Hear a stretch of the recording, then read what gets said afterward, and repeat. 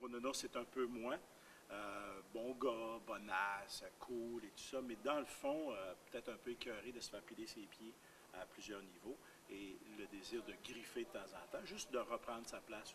Et c'est peut-être ça que je me dis aussi que je voulais peut-être dire aux gens, que c'est peut-être le temps de faire ça aussi comme société, comme Surtout les population. Québécois, on est un peu... Ben, parce qu'on ne souffre pas beaucoup. Fait que quand tu n'as pas faim, quand tu ne souffres pas, tu t'en laisses passer beaucoup.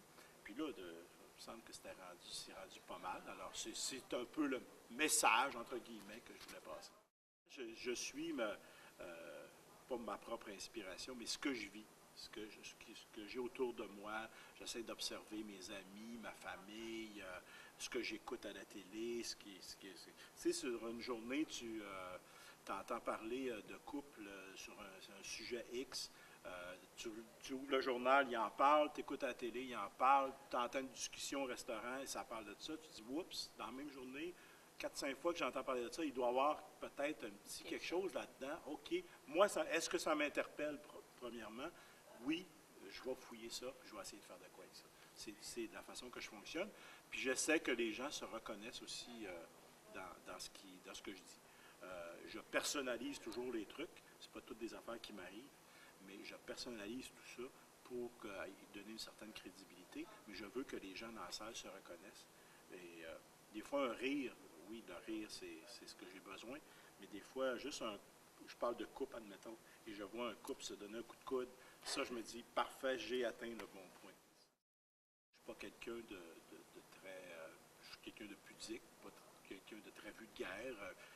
Des fois, moi, je dis, il n'y a pas un sujet non plus qui ne peut pas être traité. C'est toujours dans la façon de le faire.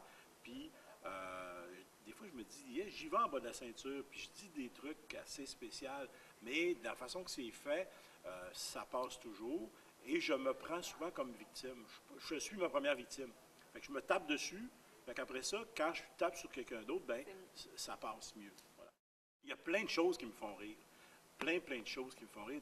Et des fois, c'est pas toujours très gentil. Dans le sens, quelqu'un qui se pète la gueule, je trouve ça drôle.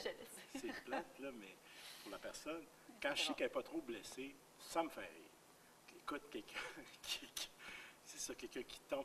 L'inattendu, finalement. Quelqu'un qui marche parfaitement et qui pique une plonge qu'on n'a pas vu venir, ça me fait rire. Désolé pour ceux que ça arrive, mais c'est ça. Puis bon, il y a bien des trucs, il y a de l'humour absurde qui me font rire. Écoute, l'humour politique, j'ai un gars comme Daniel Lemire, évidemment, les dénis de relette, ça me fait rire.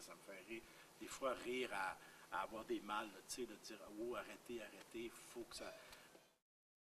Je m'étais dit, après avoir écrit celui-là, que c'était probablement le dernier. Ah oui? Je ne sais pas pourquoi j'ai dit ça. Dans ma tête, je ne l'ai pas dit publiquement. Et en le faisant, je me rends compte que je m'amuse tellement à faire ce que je fais là, que je me suis dit, non, on va en écrire un autre peut-être, puis je vais essayer de trouver l'inspiration pour en écrire un autre. Donc, après celui-là, petite pause, mais ça me tente déjà de repartir.